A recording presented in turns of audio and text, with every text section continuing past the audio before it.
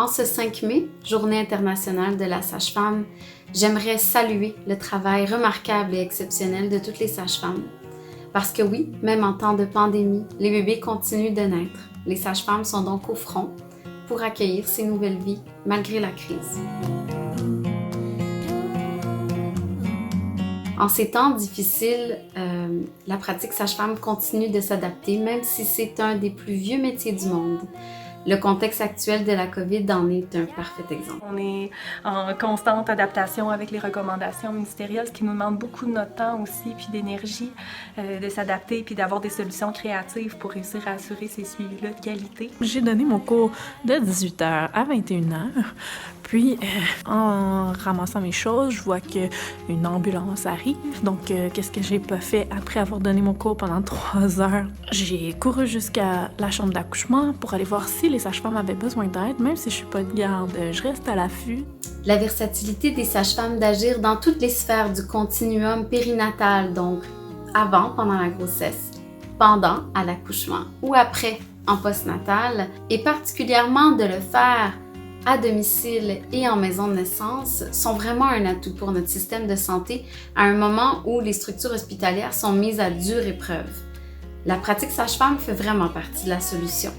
Puis les sages-femmes font partie des anges gardiens, même si c'est demandant. On est le 16 avril, il est presque minuit. On a eu aujourd'hui une grosse journée, un accouchement, notre journée de bureau avec mon interne.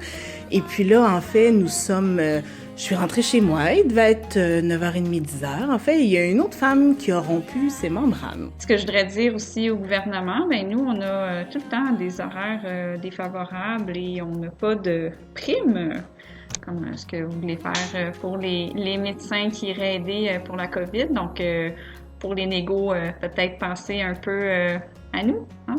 Dès les débuts de la crise, des solutions ont été réfléchies et mises en œuvre. Par exemple, à certains endroits, en plus d'avoir accepté d'augmenter le nombre de suivis en raison d'une forte demande, il y a des équipes de sages-femmes qui ont en plus accepté de prêter main forte à des infirmières redéployées en CHSLD en assumant leurs tâches de suivi postnatal. Pourtant, dans la plupart des maisons de naissance au Québec, on est face à une pénurie de ressources sages-femmes et ce, bien avant la crise. Et on s'entend qu'avec la crise, la situation ne s'améliore pas.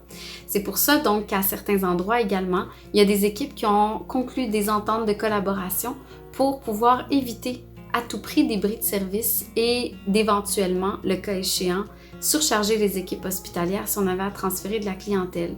Donc, à tout prix, les sages-femmes veulent maintenir les services et ont donc usé de leur créativité et créé des ententes pour se soutenir entre elles, pour éviter de telles situations. Les sages-femmes sont vraiment proactives. Il y a beaucoup de travail qui est fait dans toutes les équipes pour pouvoir pallier à la situation. Les idées manquent pas pour faire face aux besoins en constante évolution dans la situation actuelle, mais la pratique sage-femme se bute régulièrement à des obstacles administratifs. 20 ans plus tard, et la profession des sages-femmes demeure encore très marginalisée dans le réseau de la santé et des services sociaux.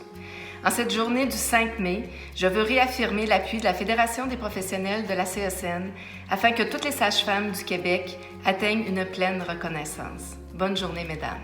En ce 5 mai, nous appelons le gouvernement à reconnaître la place et le rôle des services de sages-femmes dans notre système de santé, mais surtout à être en mode solution avec nous. Les cartes, vous les possédez toutes pour lever les obstacles et compenser les sages-femmes équitablement. La balle est dans votre camp. Sur ce, bonne journée internationale de la sage-femme à chacune de mes collègues. Nous reconnaissons votre engagement et la différence que vous faites, une naissance à la fois. Merci.